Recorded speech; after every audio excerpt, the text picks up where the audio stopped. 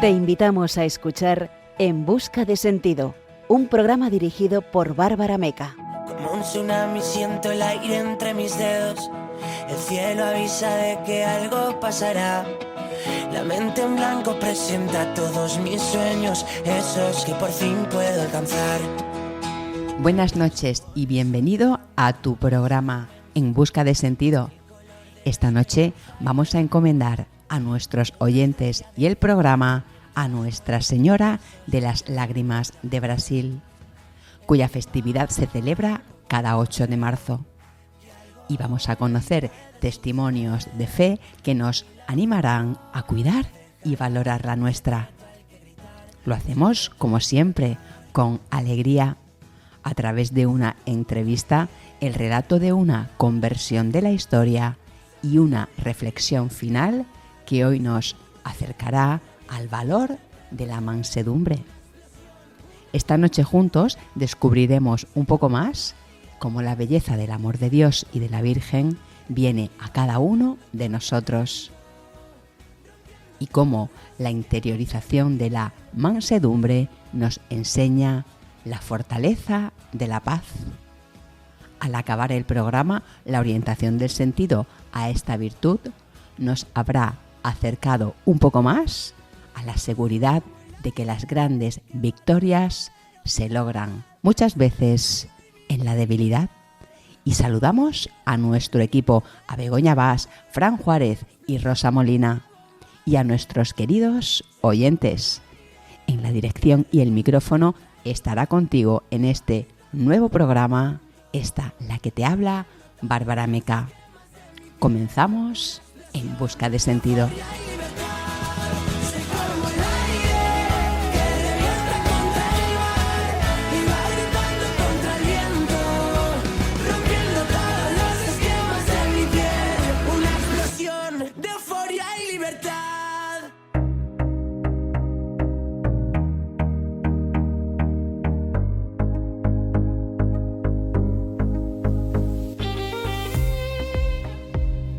Esta noche sentiremos cómo el amor de Dios y de la Virgen vienen a nosotros muchas veces cuando menos lo esperamos.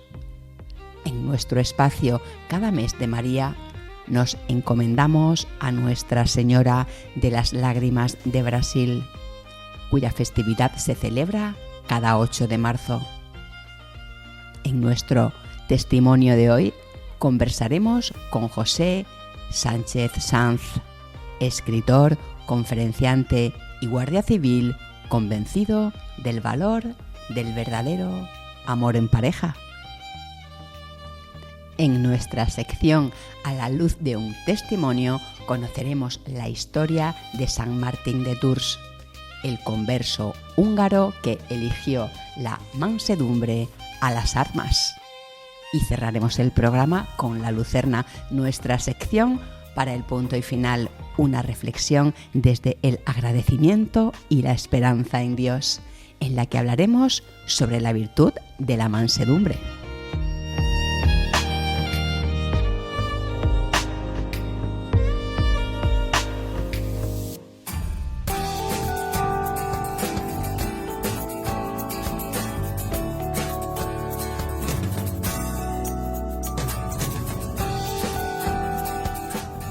Esta noche nos encomendamos a Nuestra Señora de las Lágrimas, cuya festividad se celebra cada 8 de marzo en Brasil. Esta advocación mariana parte de los hechos extraordinarios ocurridos en la capilla del Instituto de las Misioneras de Jesús Crucificado de São Paulo, en Brasil, durante la primera mitad del siglo XX. El relato parte de una religiosa española, Sor Amalia de Jesús Flagelado. Amalia nació el 22 de julio de 1901 en Ríos, Galicia, en el seno de una familia cristiana. Destacó por su fe, su caridad y su devoción a la Virgen María. Las dificultades económicas obligaron a sus padres a emigrar a Brasil. Conocieron el idioma portugués, se establecieron primero en Bahía y después se trasladaron a Campinas. La joven había permanecido en España durante algunos años, cuidando a su abuela enferma. Tras la muerte de esta, emigró a Campinas. Este cambio de residencia iba a marcar su vida drásticamente. Enseguida ingresó en el Instituto de las Misioneras de Jesús Crucificado, fundado por el obispo Francisco de Campos Barreto.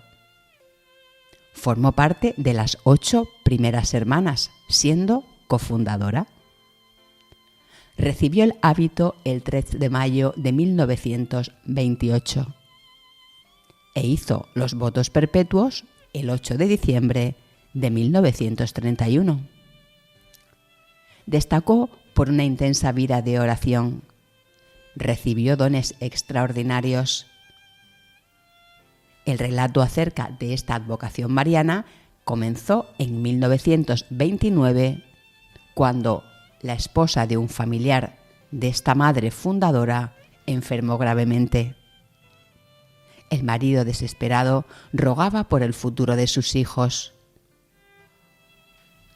La religiosa se conmovió y, sintiendo un impulso interior, acudió a la capilla, se arrodilló ante el sagrario, extendiendo los brazos y ofreciendo su vida por aquella madre.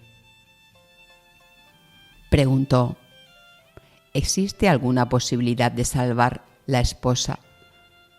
Yo estoy pronta para ofrecer mi vida por la madre de familia. ¿Qué quiere el Señor que yo haga? En esos momentos, en su interior, Sor Amalia sintió que le decía: si deseas obtener esta gracia, pídemela por los merecimientos de las lágrimas de mi madre. La religiosa preguntó cómo debía rezar y cuenta que sintió en su interior la inspiración de 2 oraciones. Dicen así: Jesús mío, escucha nuestros ruegos por las lágrimas de tu Madre Santísima. Y la segunda: mira, oh Jesús, que son lágrimas de aquella que más te amó en la tierra y que más te ama en los cielos. El 8 de marzo de 1930, esta religiosa manifestó haber recibido una aparición de la Virgen María. Contó que se le presentó con túnica violeta, manto azul y velo blanco, llevando en sus manos un rosario blanco y brillante. Contó que la Virgen le entregó el rosario y que sintió en su interior estas palabras: este es el rosario de mis lágrimas. Sor Amalia contó que la expresión de los ojos de la Virgen significaban su compasión por la humanidad. El 8 de abril de ese mismo año, Sor Amalia contó que recibió otra revelación. La Virgen pidió acuñar una medalla. Indicó su forma oval y señaló su contenido. En el anverso aparece Nuestra Señora de las Lágrimas, con la inscripción: «Oh Virgen dolorosísima, vuestras lágrimas destruyan el imperio infernal». En el reverso, Cristo atado durante la pasión, con la oración: «Por vuestra divina mansedumbre, oh Jesús maniatado, salvad al mundo del error que lo amenaza». Desde 1930, Sor Amalia difundió la devoción siguiendo las instrucciones que había recibido. El obispo de Campinas autorizó la devoción a esta advocación mariana y a la medalla el 8 de marzo de 1932. Otorgó el imprimatur a los escritos y oraciones. El 20 de febrero de 1934 publicó una carta pastoral sobre Nuestra Señora de las Lágrimas. La devoción se extendió, llegando a distintos países. En 2017 se fundó el Apostolado Internacional de Nuestra Señora de las Lágrimas. El 16 de junio de 2023 se abrió el proceso de beatificación de Sor Amalia, de la mano del arzobispo João Ignacio Müller.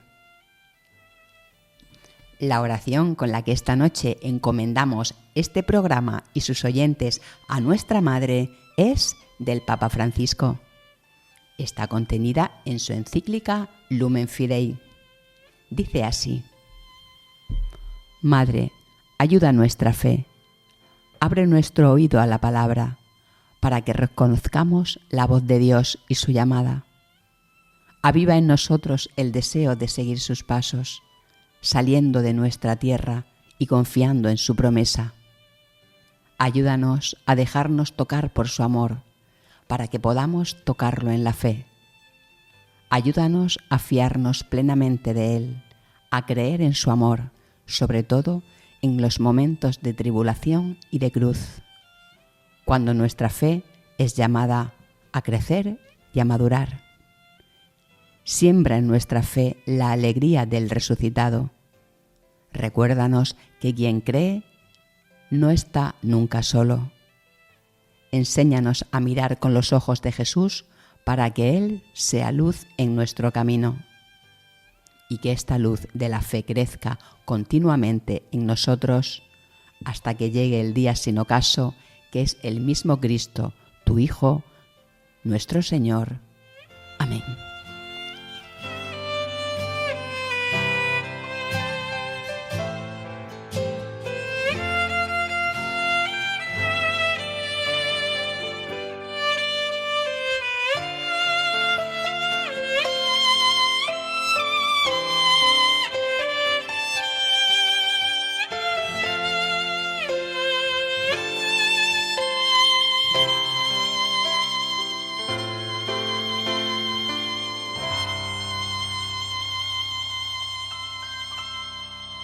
Esta noche con nosotros José Sánchez Sanz. Él es un chico soltero, 40 años, guardia civil, es conferenciante y divulgador.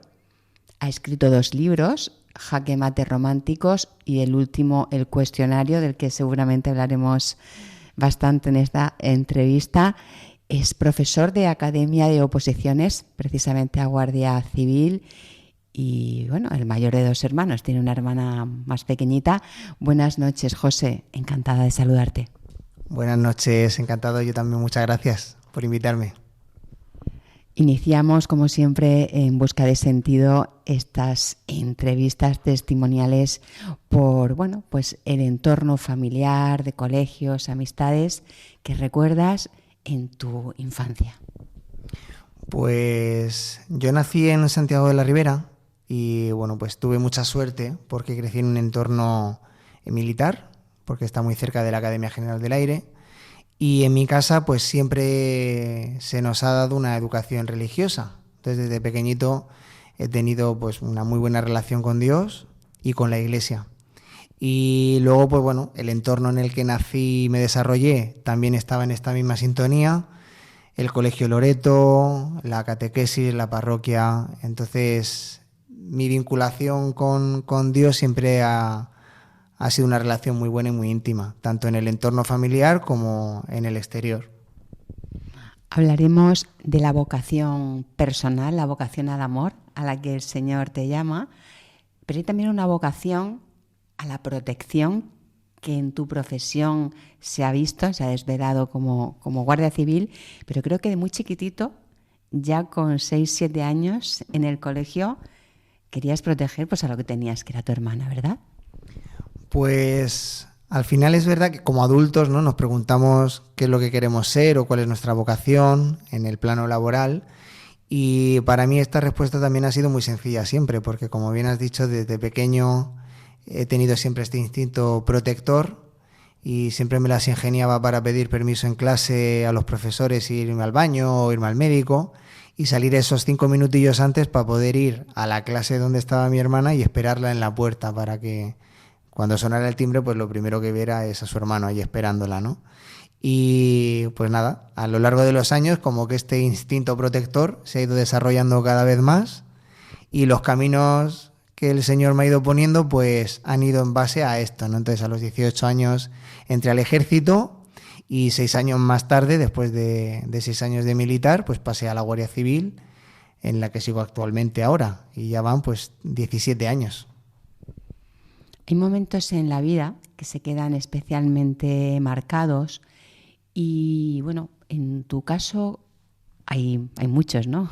más de uno, ya tienes una vida, ¿no? Cierto recorrido a tu edad, pero muy jovencito, con 18 años, presencias un accidente y en este espíritu de vocación a la protección, ¿cómo recuerdas hoy tu reacción, diríamos, instintiva ante ese acontecimiento y cómo te ha marcado? Pues, mira, esta pregunta me la hacen muchas veces, ¿no? Con respecto a ese instinto protector, ¿no? No sabemos muy bien cómo podemos reaccionar ante una situación complicada. Por ejemplo, pues si de pronto hay un terremoto o hay un incendio, pues el ser humano no se prepara, ¿no? Para ver cómo va a reaccionar. Y uno puede creer que es muy valiente y a la hora de la verdad pues puede entrar un poco en pánico. Y al contrario, personas que a lo mejor creen que son muy tímidas, en el momento en el que hay un problema pues van a saltar. Pues a mí esto es lo que me ha sucedido un poco a lo largo de mi vida en varias ocasiones. He tenido la oportunidad de verme envuelto en una situación un poco fuera de lo normal y he reaccionado pues de forma como tocaba en ese momento. Entonces, pues a los 18 años es verdad que mientras iba en carretera circulando, pues tenía muy poquito el carnet de conducir y el coche que iba adelante pues iba haciendo eses y yo estaba deseando poder adelantarlo o que el coche girase para quitármelo de en medio. Y lo que sucedió es que de pronto el coche volcó porque en una curva siguió recto, dio un par de vueltas de campana y entonces, claro, en ese momento el pánico y la adrenalina se unen y entonces, pues supe actuar con mucha madurez y templanza, paré mi vehículo, me bajé del coche y intenté ayudar al copiloto a que salió con facilidad y el piloto estaba más perjudicado y recuerdo pues eso, cómo pude desabrochar el cinturón, sacar a la persona al exterior, ponerlos al lado del arcén para que estén seguros y protegidos porque seguíamos estando en medio de la carretera. Y claro, en ese momento di muchas gracias a Dios de que me hubiera puesto ahí y que me hubiera dado pues esa templanza para poder echarles una mano. Recordemos que eran solo 18 añitos. 18 añitos. Hay otro momento importante, eres un poquito más mayor, ya con 26 años, en el que la protección, también en carretera, viene dispensada de arriba.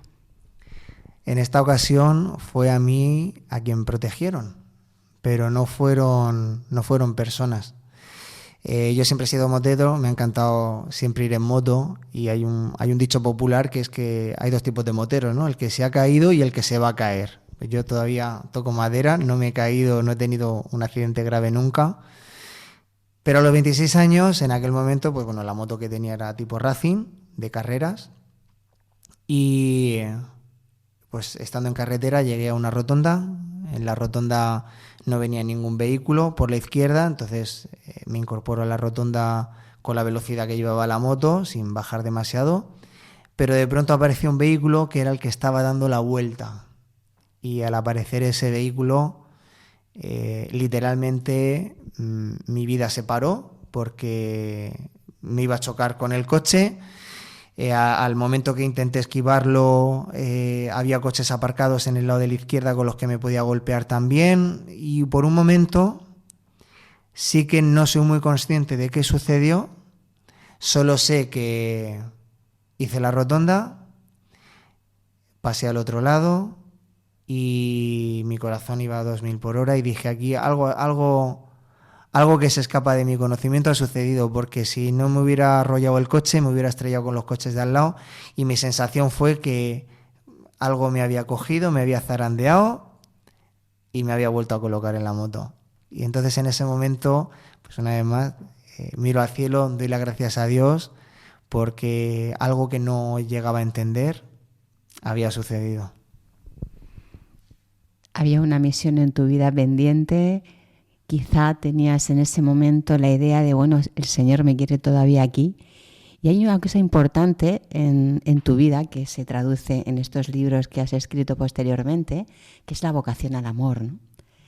Y bueno, pues muy joven, tienes una primera novia que en aquel momento piensas que era la definitiva, ¿no? Como ocurre luego en otras ocasiones, y luego no lo era. A la luz del tiempo pasado, ¿cómo crees que es la misión al amor que hoy Dios te está buscando? Pues fíjate, creo que la misión era la misma de aquel momento, porque ese sentimiento que Dios ha depositado en mi corazón, de ese amor conyugal, no ha desaparecido nunca.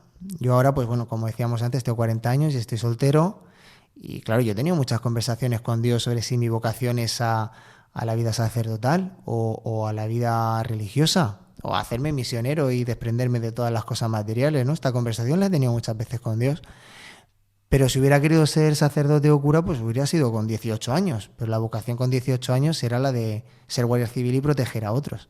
Entonces, en el plano espiritual, ese sentimiento de amor, claro, yo sabía que era para amar a una mujer. Y lo que está siendo más complejo es poder encontrar a esa mujer de Proverbios, ¿no? Pues yo he intentado en estos años convertirme en ese hombre de Efesios para ser el hombre ideal que Dios quiere que yo sea. Lo que no está siendo tan fácil es encontrar a la mujer, pero esa misión y ese sentimiento de esa vocación es la misma. Lo único que en mi caso no tengo puesto el foco en esa vida de matrimonio porque va a ser lo que Dios quiera. Entonces la única misión es intentar ser ese hombre que Dios quiere para mí, intentar ser buena persona, intentar ayudar a los demás y con los dones que me ha dado, pues echar una mano y evangelizar al que tengo al lado. Seguimos con la cuestión amorosa, porque hay un hito importante en tu vida que cambia, te hace visible, muy visible en redes. Es tu participación en el programa La Isla de las Tentaciones. ¿Hasta qué punto la participación en ese programa o lo que viviste ha podido condicionar el concepto que tienes de los medios de comunicación, en concreto la televisión, desde el punto de vista de los jóvenes? Pues es un concepto muy deteriorado, porque al final, cuando a mí me proponen participar en el programa, al ser la primera edición, no teníamos conocimiento de qué era el programa y de cómo iba a funcionar. Entonces a mí me trasladaron una idea que no fue la real. En un primer momento el programa iba a ser algo que iba a fomentar el respeto, el amor y la fidelidad. Eso encajaba con mis valores y mis principios. Y pensé que estar expuesto en un medio de comunicación como era la tele, pues iba a tener una difusión mayor y podía ser una oportunidad para compartir con los jóvenes pues una relación sana, donde hay respeto mutuo y donde el hombre tiene que cumplir con su papel de hombre y cuidar a la mujer. Pero claro, luego me encontré con una cosa totalmente distinta. Entonces me sentí muy frustrado porque en primera mano pude comprobar que el mensaje que se transmite es distinto y que encima la sociedad lo premia. Entonces, ante un programa en el que la persona que es fiel y mantiene unos valores no tiene mucha repercusión, pero sin embargo a la gente le gusta mucho ver pues el que es infiel y un poco la parte negativa, ¿no? Entonces, claro, es frustrante, porque dices, si esta es la representación que tenemos de la sociedad, ¿qué es lo que podemos esperar? Pero gracias a Dios, pues siempre hay esperanza, y entonces la lectura es poder identificar precisamente las cosas que están bien y las cosas que están mal. Ese programa tuvo muchísima repercusión, y a lo que a mí me ha podido ayudar, en primer lugar, es tener claro quién era la persona que tenía al lado, que no era la persona que Dios tenía pensada para mí, y poder, a través de la repercusión en redes sociales, pues ser ese altavoz en el que poder hablarle a otros chavales y ante una ruptura sentimental poder echarles una mano a cómo superarla, o en esa búsqueda del amor, cómo poder encontrar a la persona. Y entonces, pues bueno, a raíz de aquello ha surgido el libro, han surgido conferencias, y entonces pues yo procuro siempre quedarme con la parte positiva de todo. Continuaremos después de escuchar una canción que has elegido tú con este tema de la búsqueda del amor, de cómo encontrar el amor. Y vamos a escuchar una canción de Hakuna muy bonita, se llama Huracán.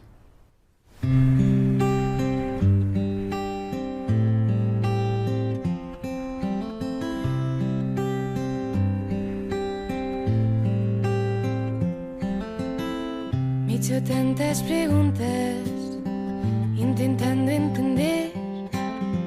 Me he lanzado a buscarte sin saberte ver. Me he asomado al abismo, me he atrevido a saltar y caer.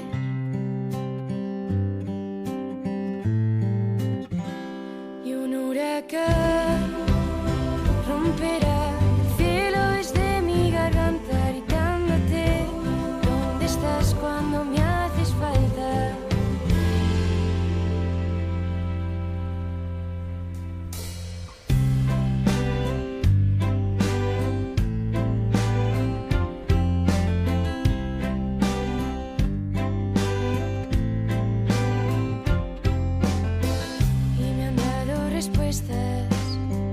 Pero no sé qué hacer.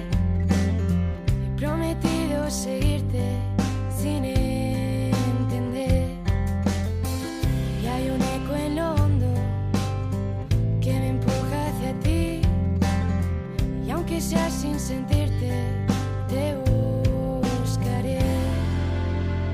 Y el huracán romperá el cielo desde mi garganta, gritándote: ¿dónde estás cuando me haces falta? Y un huracán romperá el cielo desde mi garganta, gritándote: ¿dónde estás cuando me haces falta? Estoy aquí en el silencio, estoy aquí en este viento, estoy aquí, soy este trozo de pan. Estoy aquí en tu lamento, estoy aquí en este eco, estoy aquí, soy este trozo de pan. Y un huracán romperá el cielo desde mi garganta, gritándote: ¿dónde estás cuando me haces falta? Y un huracán romperá el cielo desde mi garganta, gritándote: ¿dónde estás cuando me haces falta? Estoy aquí, Romperá estoy aquí, el cielo desde mi garganta, estoy aquí, soy este trozo de pan. Estoy aquí, estoy aquí, cielo desde mi garganta, estoy aquí, soy este trozo de pan. y tu huracán romperá el cielo desde mi garganta, gritándome: ¿cuánto me haces falta? Seguimos en busca de sentido, con nosotros José Sánchez Sanz. Acabamos de escuchar una canción elegida por él, Hakuna, de Huracán de Hakuna. Y bueno, ¿qué es lo que más te llega al corazón de esta canción? Cuando yo descubrí esta canción, al final es por esta búsqueda de canciones aleatorias, ¿no?, que te van saliendo en el Spotify, pues de casualidad descubrí el grupo Hakuna, me pongo a escuchar canciones de Hakuna, pero en el momento en el que sonó Huracán, pues bueno, sentí realmente que Dios me estaba hablando a través de estas letras y se convirtió no solamente en canción favorita, sino en himno. Entonces creo que la he escuchado 1000 veces. Porque, bueno, lo decíamos antes, ¿no? Que Dios habla de muchas maneras y nos habla pues a través de personas, de experiencias, de películas, de canciones. Y a mí, pues bueno, esta canción es verdad que a mí me ha tocado mucho. Eres una persona analítica, observas, vas viviendo, pasas por otras relaciones y bueno, después de un primer libro escribes otro, el cuestionario, y ahí hay una serie de pautas, de preguntas. Yo te quería preguntar así de entrada, para hacerlo fácil, luego ya se puede adentrar un poquito más, ¿cuáles son las primeras preguntas que tú le harías a una chica para saber si es ella? Pues siempre es difícil, ¿no?, saber quién es la persona adecuada, ¿no? Porque vamos buscando pues la persona perfecta. La persona perfecta, pues yo he aprendido en estos años que no existe, porque nosotros tampoco somos perfectos. Pero sí que existe personas con las que puedes ser compatible y con las que puedes construir. Entonces, en esta búsqueda, yo en un momento dije, tengo que, ¿no?, analizar qué cosas son las que yo quiero, las que no quiero, las que me gustan, las que no me gustan. Entonces entendí que había como 5 preguntas, las iniciales, que van a determinar, oye, pues mira, con esta persona puedo tener amistad, con esta persona puedo construir algo, con esta persona pues no vamos a tener nada.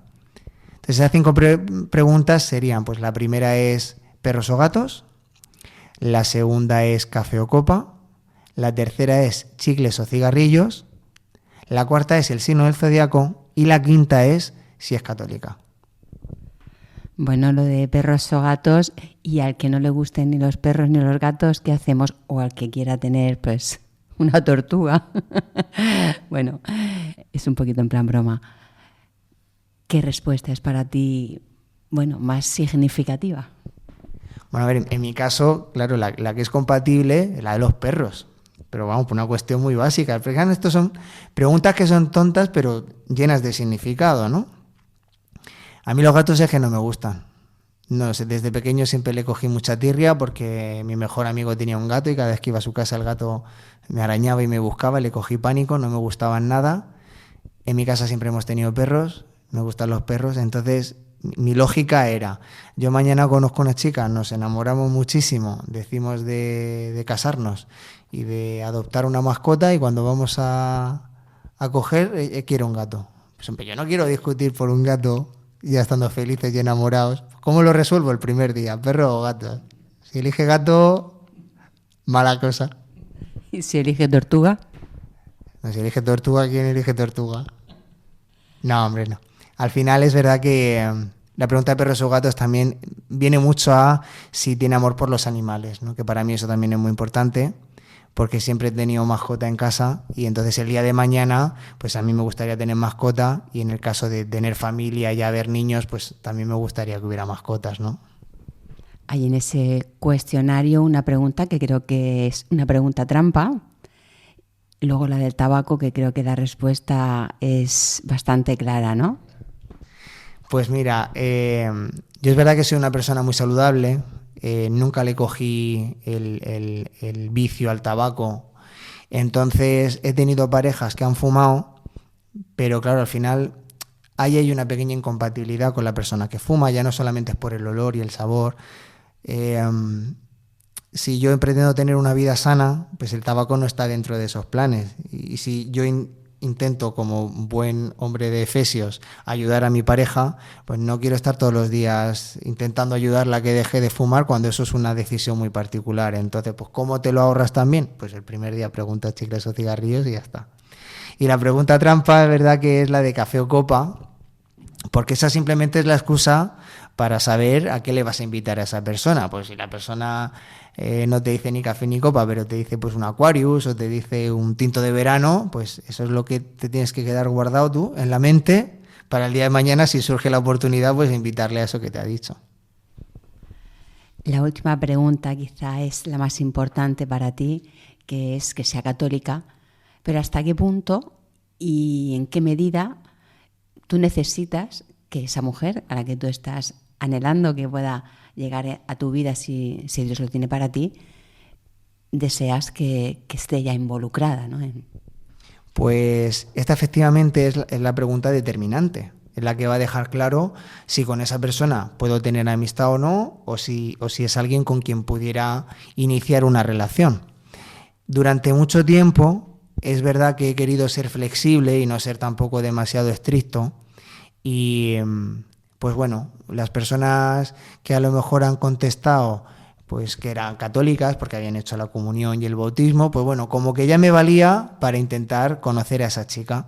Pero he descubierto con el paso de los años que si yo tengo una relación íntima con Dios y estoy comprometido, esta pregunta no puede tener medias tintas. Entonces, el nivel a día de hoy es que esa persona, esa mujer, sí que tiene que estar comprometida al mismo nivel, porque si tú no tienes una buena relación con Dios, ¿cómo vas a tener una buena relación conmigo, no? Estás también dando charlas, conferencias, y yo te preguntaría, para los que nos estén escuchando y por la experiencia que tú ya has vivido, ¿qué les dirías sobre la forma de elegir teniendo en cuenta el poder que puede tener el enamoramiento en un momento determinado con respecto a lo mejor al tipo de relación que quieren tener? Pues parece difícil, pero en realidad es muy sencillo. El enamoramiento tenemos claro que es una fase pasajera. Y al ser pasajera es un poco fraudulenta, porque durante el enamoramiento es posible que pases por alto determinadas cosas que no van a ser buenas para ti. Entonces, como yo ya he vivido en alguna ocasión este enamoramiento, que es pues esta revolución hormonal, en el que pues todo lo ves maravilloso, que no ves problemas, después de esto lo que viene es el amor de verdad. Y entonces pues yo ya omito esta primera fase, entonces a lo mejor sí quiero conocer a alguien, pero no siento de primeras ese fuego interno, ¿no?, que se siente en el enamoramiento. No le doy tanta importancia, porque lo que realmente tiene valor es si el proyecto de vida de esa persona encaja contigo, si sus pilares esenciales en cuanto a la educación, el concepto de familia, la política y sobre todo la fe cristiana, si todo eso encaja, es con alguien con quien sí puedes construir. Entonces, creo que sobrevaloramos mucho a veces ese sentimiento de enamoramiento, cuando realmente lo que importa es otra cosa con mucha más profundidad. Para llegar a esto, para conocerte en esa fase del noviazgo, ¿qué importancia le das y cómo crees, para también el que tenga dudas y esté en ese momento previo, el hecho de que se mantengan o no relaciones sexuales durante el noviazgo de cara a poder discernir? Pues la atracción física y el contacto físico adquieren un poder muy importante.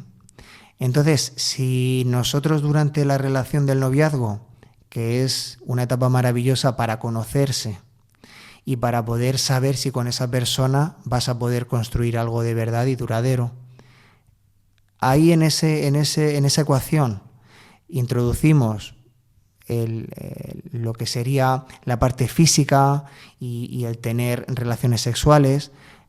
Claro, se va a distorsionar el mensaje.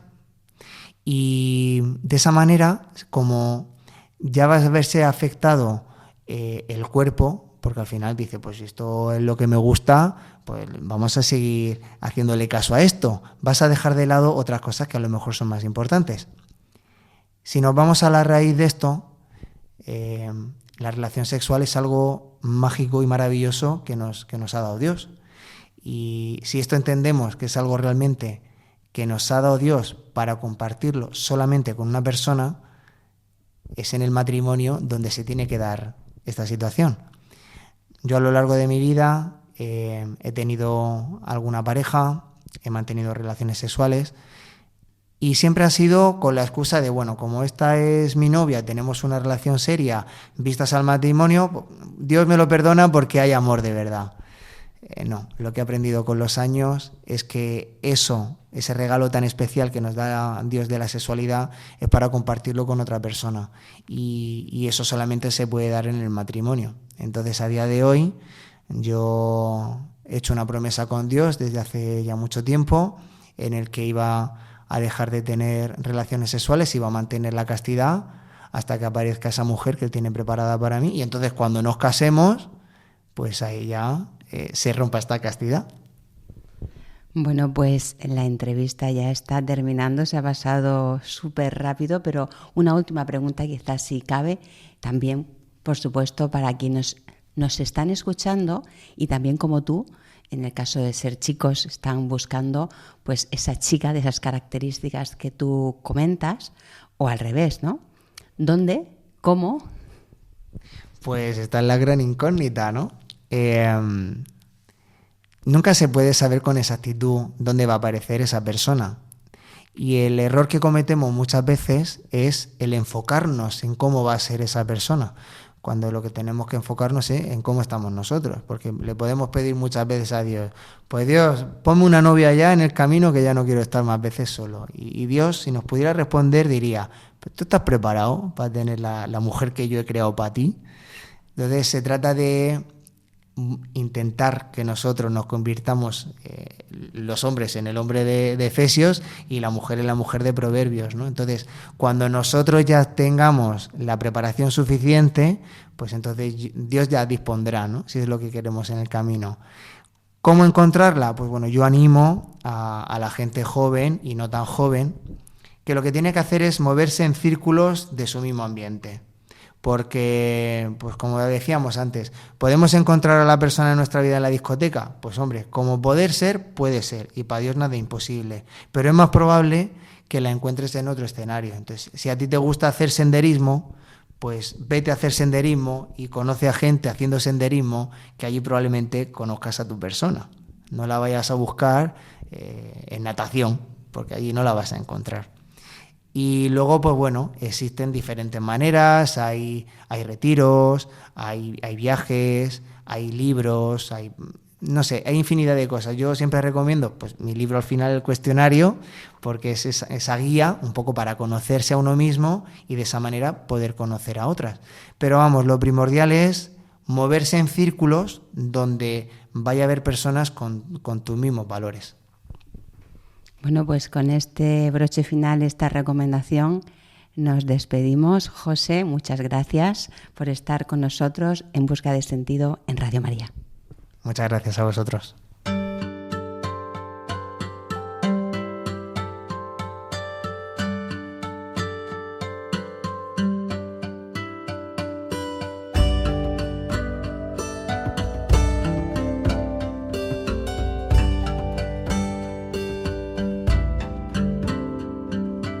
A la luz de un testimonio. El Espíritu de Dios está sobre mí.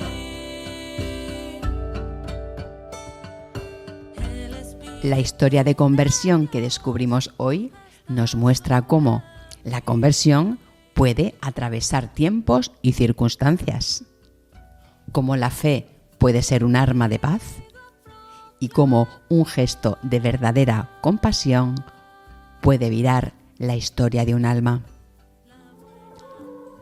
San Martín de Tours nació en el año 316 en Savaria, Hungría, hijo de un tribuno romano en el entorno de un hogar pagano, totalmente alejado y opuesto al cristianismo.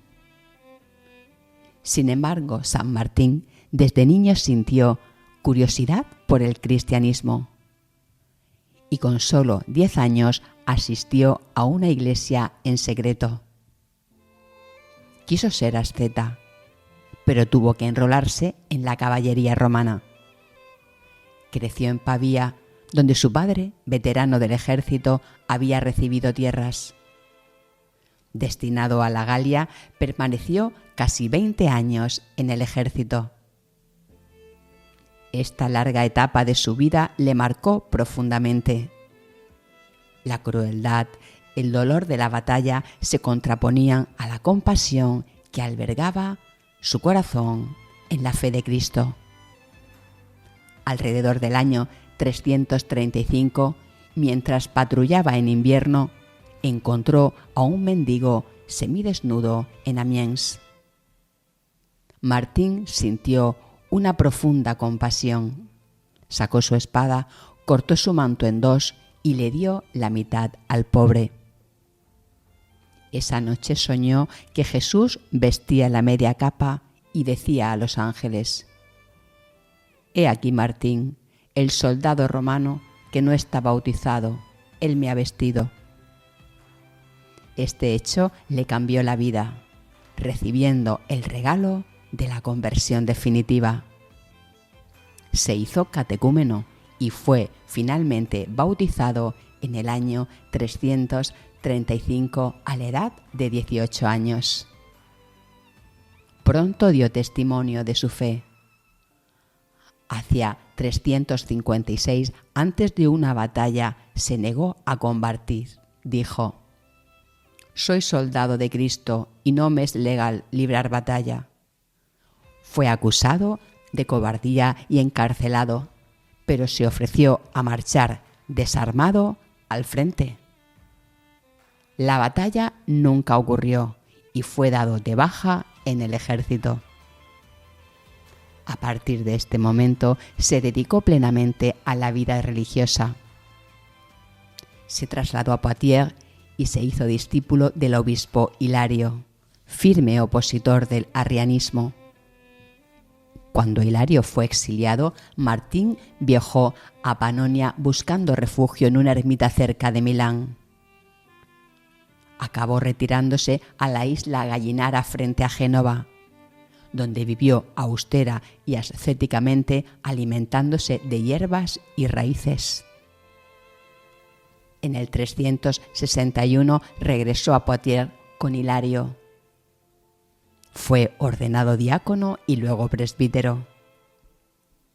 Fundó el primer monasterio conocido de Europa en Lingougué, donde vivió en celdas austeras, dedicando su tiempo a la oración, el trabajo y la enseñanza a sus discípulos. Viajó por la Galia occidental predicando y realizando milagros. En el 371 fue nombrado obispo de Tours. Aceptó, pero rechazó el lujo episcopal y vivió cercano a los pobres. Se estableció en Marmoutier, fundando un monasterio que llegó a reunir a decenas de monjes. Durante 25 años recorrió Turena, Chartres, París, Autun, Sens y Vienne, evangelizando y combatiendo prácticas paganas y doctrinas heréticas como el priscilianismo. Intentó evitar la ejecución de Prisciliano ante el emperador, pero no lo logró.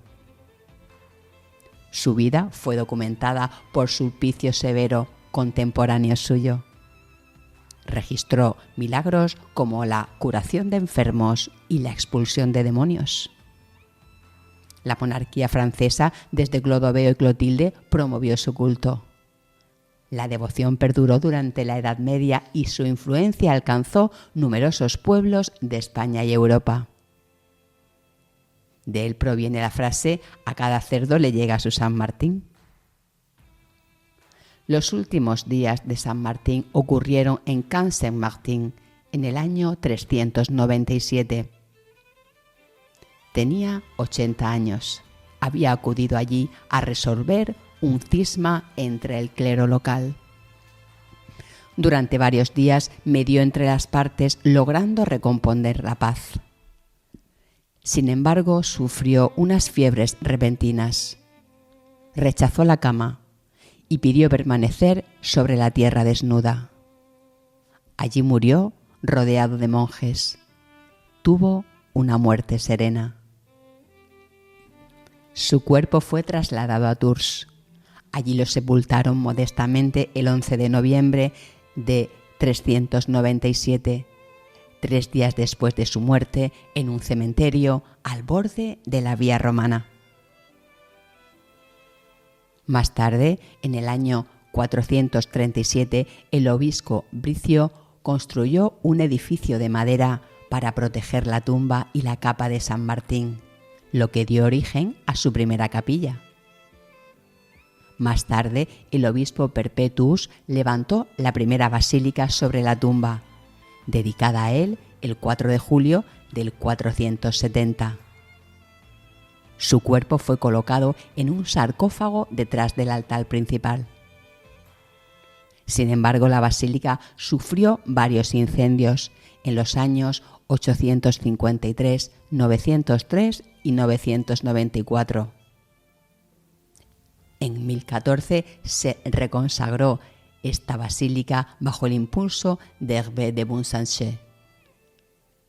Entre 1175 y 1180 se renovaron las bóvedas, mejorando además la ruta de peregrinación que por allí pasaba hacia Santiago de Compostela. Entre los siglos XIII y XV se ampliaron el coro y las capillas laterales. La guerra de 1562 destruyó parte del relicario y la Revolución Francesa convirtió el edificio en establo. Solo sobrevivieron la torre de Carlomagno, la torre del reloj y algunas casas canónigas. Finalmente, en el siglo XIX, se redescubrió la tumba de San Martín. La nueva basílica, obra de Victor Lalux, se inauguró en 1890 y fue consagrada en 1925.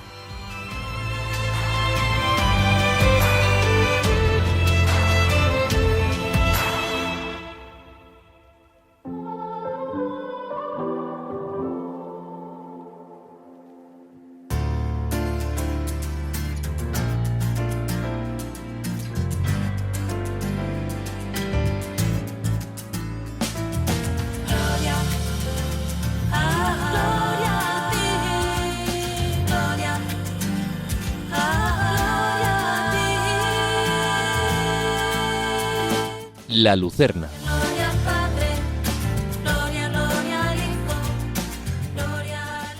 La interiorización del sentido de la mansedumbre te enseña la fortaleza de la paz. Ilumina el camino que hereda la tierra en las bienaventuranzas y es medio orientado a la comunión con el prójimo. La fe en la promesa que Dios nos hizo sobre la no violencia nos concede la seguridad de que las grandes victorias se logran muchas veces en la debilidad. Como ha dicho Benedicto XVI, no son los violentos los que heredan la tierra. Al final corresponde a los mansos. Ellos tienen la gran promesa y así nosotros debemos estar seguros de la promesa de Dios, de que la mansedumbre es más fuerte que la violencia. Cuando reconocemos a la soberbia en el origen de todos los pecados, podemos iniciar el feliz descenso que conduce a la verdad en la humildad. Los frutos de este camino descendente pronto brotan en nosotros y nos hacen libres de la esclavitud de vivir para nosotros mismos, la celda del yo y del egocentrismo. Continuando con el Santo Padre citado, lo contrario de la humildad es la soberbia, como la razón de todos los pecados. El yo en el centro del mundo se trata de mi yo soberbio, que lo sabe todo. Ser cristiano quiere decir superar esta tentación originaria, que también es el núcleo del pecado original, ser como Dios, pero sin Dios. Ser cristiano es ser verdadero, sincero, realista. La humildad es sobre todo verdad, vivir en la verdad. Un ejercicio espiritual para lograr este crecimiento en Dios es aterrizar cada día un poco más en el realismo. Puedes ayudarte de un diario, escrito o pensado, que te anime a descartar las apariencias, aceptando las contrariedades diarias como una enseñanza. Así, poco a poco, podrás ir enfocándote en aquellos pequeños logros que diariamente alcanzamos y en tu papel en la Iglesia con sencillez. Finalizando con Benedicto XVI. Aprendamos este realismo. No querer aparentar, sino agradar a Dios. Las pequeñas humillaciones que día tras día debemos vivir son saludables, porque ayudan a cada uno a reconocer la propia verdad y a vernos libres de la vanagloria. Aceptar y aprender esto, y así aprender y aceptar mi posición en la Iglesia, mi pequeño servicio como grande a los ojos de Dios. Precisamente esta humildad, este realismo, nos hace libres, porque la humildad me da la capacidad, la libertad de la verdad. Otro ejercicio espiritual para lograr este crecimiento en Dios es la interiorización del valor de los seminarios. Pero de ello hablaremos en nuestro próximo programa, En Busca de Sentido, en este su espacio final, La Lucerna. Gloria al Espíritu, la gloria a ti. Gloria.